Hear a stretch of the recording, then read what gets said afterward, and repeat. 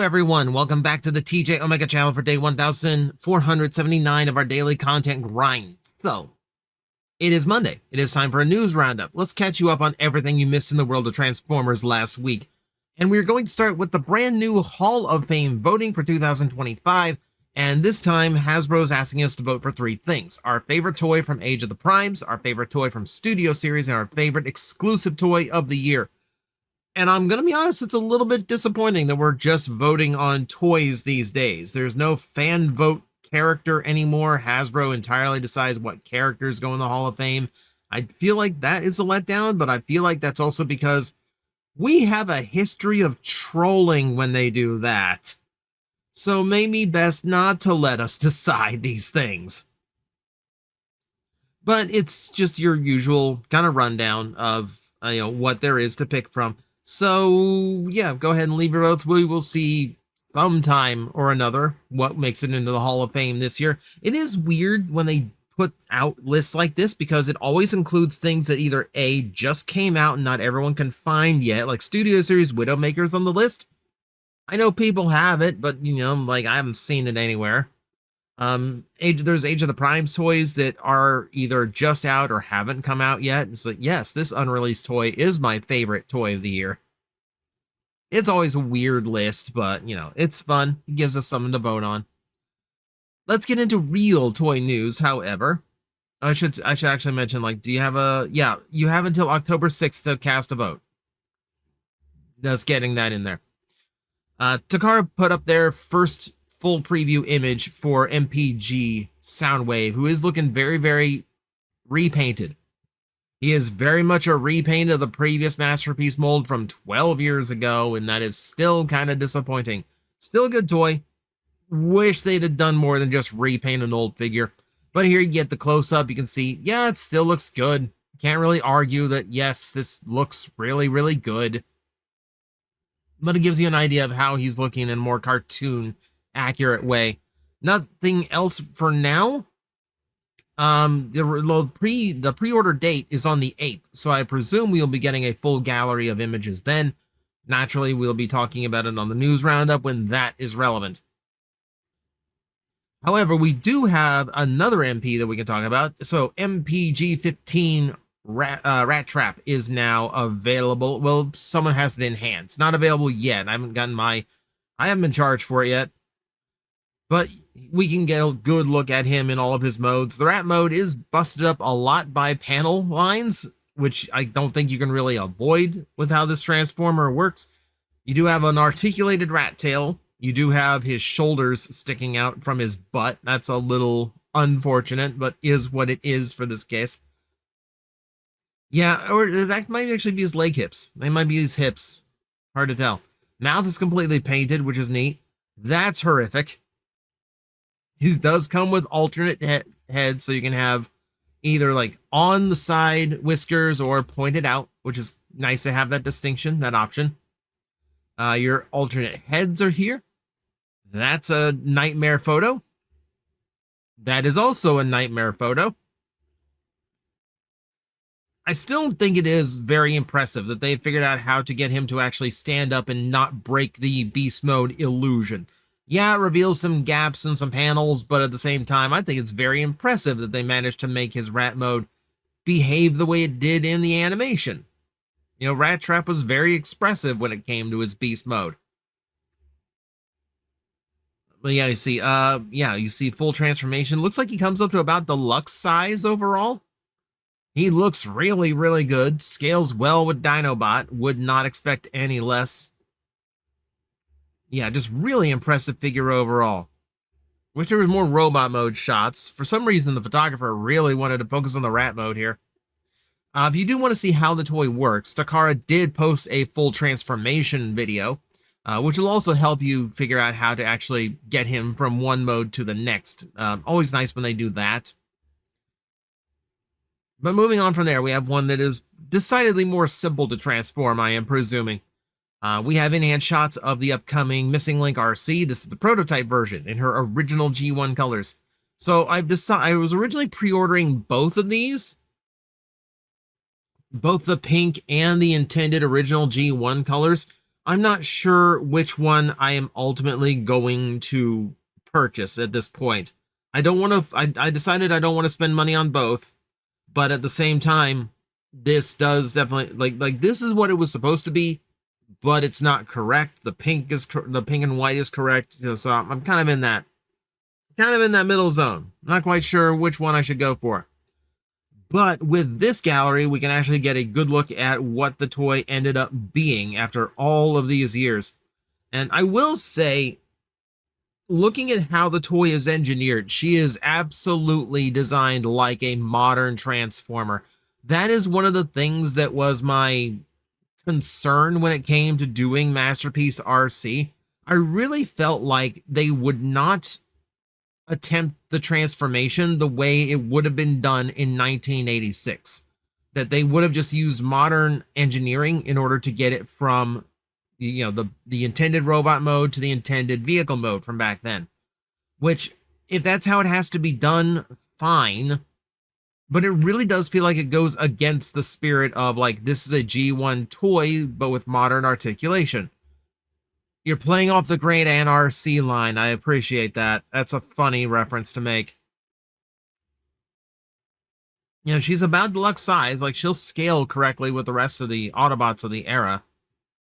Yeah, and she's well articulated.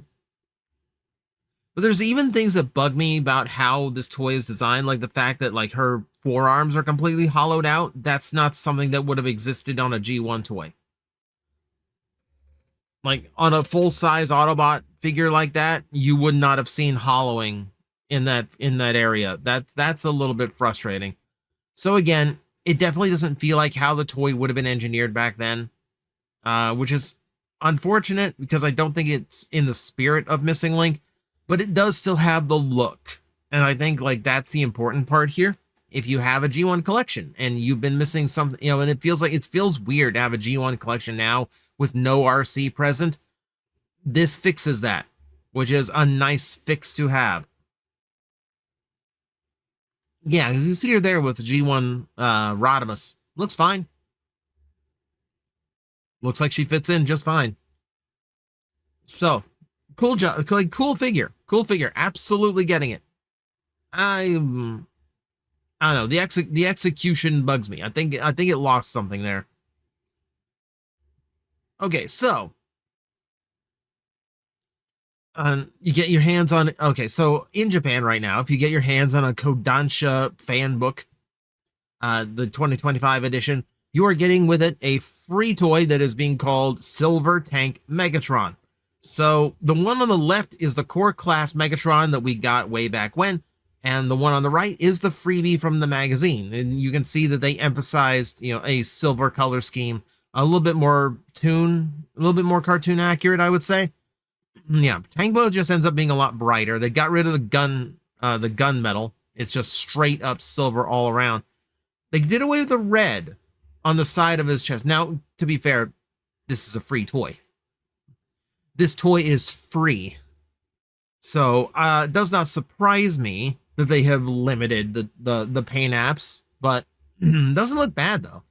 Like, for something that's just a bonus with the magazine, it does not look bad at all. I think it looks better than the Hasbro one that came out.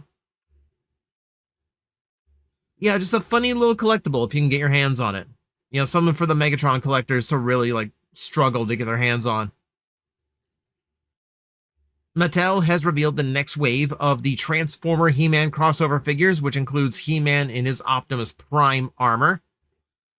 He-Man feels like he is dealing with an identity crisis because I have seen so many He-Man toys on the shelves lately, and it's all crossover stuff. Like, He-Man is crossover with WWE, Ninja Turtles, Thundercats, now Transformers, Stranger Things. It's all over the place, you know? Like, it's like the one way that He-Man survives as a franchise is basically by becoming Fortnite and inviting other popular franchises to mix in with him. And I genuinely don't feel like it's the best series that, you know, there is about, like, mixing their designs together.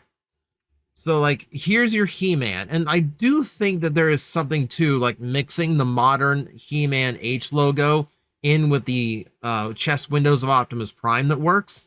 But literally just throwing Optimus Prime's shoulders on top of He-Man's shoulders feels really weird and cheap. Like that feels very throwaway. Not crazy about that. You're mixing the Matrix of Leadership with He-Man's sword. That's interesting. You're mixing the Energon axe with He-Man's traditional axe. That's interesting. Same goes for the shield. The shield is kind of like one of the Optimus Prime energy shields we've seen over the years. Just done with, you know, He-Man shape to it. So it's weird. It's weird. I'm not sure if I actually enjoy the weirdness to it. And then there's Scareglow as Starscream. And for me, this one goes too far. Like, it's neat that they mix the sword, the wings and the guns in order to create axes. That actually feels like a very He-Man trick to pull. I'm not a fan of how this looks otherwise. Like, in full decor here, it looks like the ghost of Party City. Like, I understand that because Scareglow features a cape, that they wanted to go with the coronation version of Starscream. I feel like that just goes a step too far. I feel like he's got way too much design going on. Over on Blue Sky, I quoted it as, he feels like that gag in a movie or in a cartoon where a character falls through like a wardrobe or a clothing rack and comes out the other side dressed in random stuff. Like, he just feels like he's too busy. Like, there's too much going on here. I think if the coronation stuff was cut off, like especially like the crown and the shoulders, he'd be fine. Like, I think he looks better without the crown. I think he'd look better without the shoulders, but that is just me. Yeah, I just think Scareglow is just too busy. There's too much going on to Scareglow.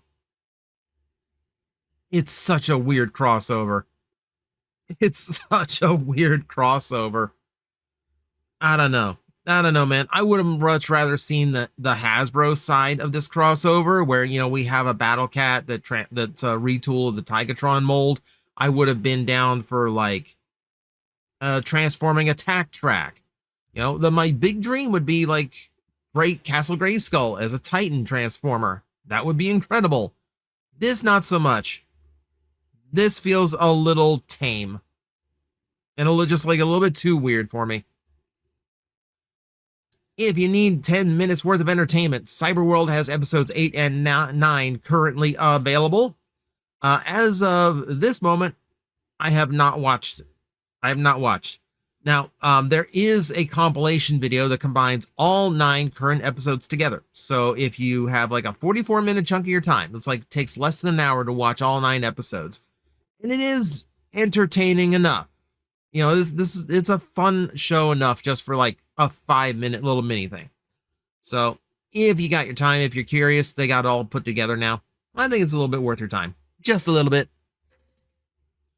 XM Studios has announced their Optimus Prime Azure Dragon Mythical Beast series statue.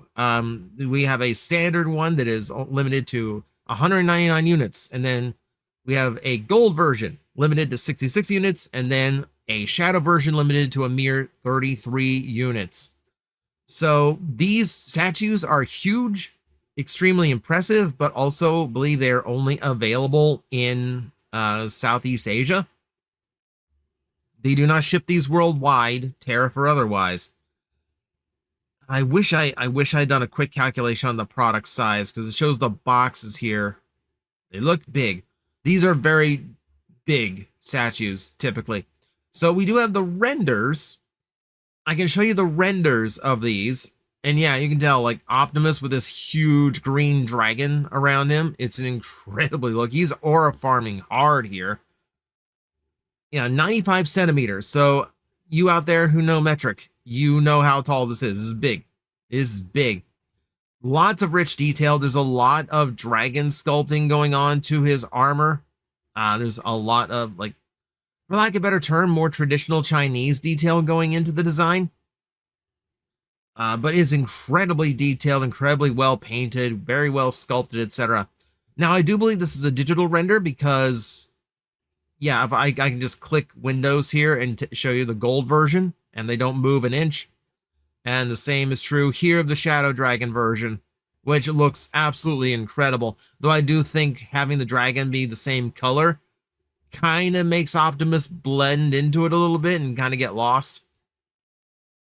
So, your standard version costs somewhere around $2,000 US. The limited versions cost somewhere around $3,000 US. And yeah, if you want one in the US, you are having a friend in Asia grab it for you. And then the exceptional cost of shipping it overseas. You're not owning this. Almost nobody that is watching this video right now even has a chance of owning one of these. I am sorry. Cool as they look, it just ain't happening. Here's something you can afford, though. It sounds really condescending. I kind of apologize. So, Magic the Gathering, Optimus Prime, Funko Pop, because we're just going to cram absolutely everything into this one box. This is officially going to be an Amazon exclusive. It's going to be available in December, and it's going to cost $25. Whoop-de-doo. You know, I can't say I completely hate Funko Pops because I did just buy a tube. That's because it's the only merch for an anime me and my girlfriend are watching. So don't judge me. Don't judge me. It's all.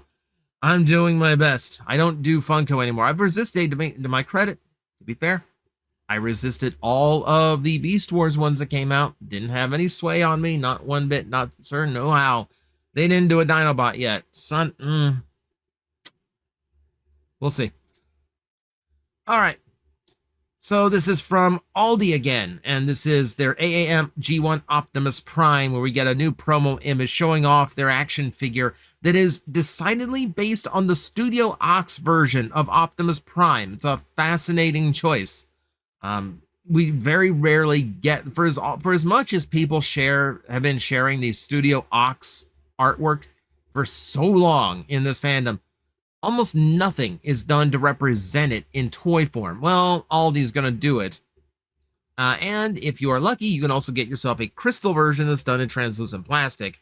You know how I feel about the stuff. We aren't going to go on that again, but there you go. There's going to be a very interesting Optimus Prime action figure available to you at some point. Do we have a release date on this? Standard version is going to be $55. These are very good figures, so I'm not going to argue the price. 35 centimeters tall, so yeah, decently sized. It's the first revealed sold at Wonderfest Shanghai 2025. Normal release later. So I don't have a date on this yet, but some people already have it, so we might get photos of that soon. Here's something crazy that got released in Japan. Let me read up the notes on this one. Transformers Convoy no Nazo. Got a full collaboration with Games Glorious and Thunderbox. Now, this was all probably planned for the Japanese market. These were all available at the Tokyo Game Show 2025 on September 25th. I don't know if these are going to be available for like a mass release in Japan. I am very frustrated that something like this would exist, and I would have absolutely no way, shape, or form of ever getting a hold of any of this because this is hysterical to me. So across all of this, you have baseball caps with the weird sigils that were seen in that game. You have the sprites that is pins for Ultra Magnus and not only the rest of the visible cast in that game, but also characters who never appeared in that game. Like, I'll show you here. Yeah, jackets, socks, keychains. Look at, there's a wallet. There's a wallet of this thing. Yeah, it's crazy to me. So look at this. Okay, so yeah, you've got level 1 there in one t-shirt, and then you've got the Megatron another t-shirt. I would want that so bad. I would want that so bad. But like Japanese t-shirts run 2 sizes smaller. So I would need like I would need a 3XL of that shirt. I don't think, I'm not even sure they make a 3XL in Japan. But point being, I would want that shirt. That's the one I would want. Looks like you also have your traditional file folders. You've got badges. You've got stickers. You've got the pins of like Rodimus and Ultra Magnus that actually appeared in the game, and then the primary the G1 cast in that same art style, which is cool to see. They weren't in the game, but cool to see. I'm so irritated. There's no way for me to get a hold of any of this because it's the kind of weird stuff that I would actually go for. That's frustrating. Hasbro has officially applied for a trademark on the transformation sound. You would think this is something they would have protected, you know, maybe 40 years ago, but like trademarking sound is not the easiest thing in the world. So this mark consists of an 8 kilohertz frequency, a pulse repeated 5 times, with each pulse lasting roughly equal amount of time, whose pitch can be represented by the absolute value of an increasing sine wave. Each pulse changes by 1 semitone of ascending pitch. Each pulse has a choral reverb effect to emulate an electronic sound. So basically, as much tech legal description as they can to actually represent the sound of a transformation. Like I can't do it and make the microphone pick it up. Also, it's trademarked now. I could get in trouble. Interesting to note, like there is also like the downplay, the downsize, like there's a version where the pitch degrades as they transform into vehicle mode. And it's kind of curious to me that one is actually absent from this trademark description. So we will see. Well, it's just weird. It's weird. Like they would, I mean, I assume they trademark it now because they intend to use it for something. You know, goods and services, toy vehicles, accessories. So that tells me that they might actually be doing this specifically so they can put the transformation sound in future toys, which they've done in the past. But if they're trademarking it now, it does mean like they're probably going to get ready to do something major with it. So I'm actually curious why they pulled the trigger on this now. And this is one of those weeks where I like to end off on the weird, silly stuff, but unfortunately we can't this week. We do have to pay some respects. So the writer for Transformers G1, Ron Friedman, has unfortunately passed away at 93. Good on him. He did work on the original G1 cartoon series, but he also did the original drafts of Transformers the movie, which were very different. But they did provide the basis and the structure of what eventually the movie did eventually become. And I do want to take a look at those original drafts some point soon. It's somewhere on the docket that we will look at his version of the movie just to see how different it is and what the movie was originally supposed to be like. So we'll have our own way of paying respects to Ron, but I'm thrilled that he was on this franchise. So it's a somber note to end on, but that's where we got to end it this week. So thank you everyone for watching. I will see you next time. Hello everyone, I am Astral Agent Magnetar, a tokusatsu VTuber, and I am streaming 4 times a week over on Twitch, Monday, Tuesday, and Wednesday afternoons, and a special late night one on late Friday/early Saturday.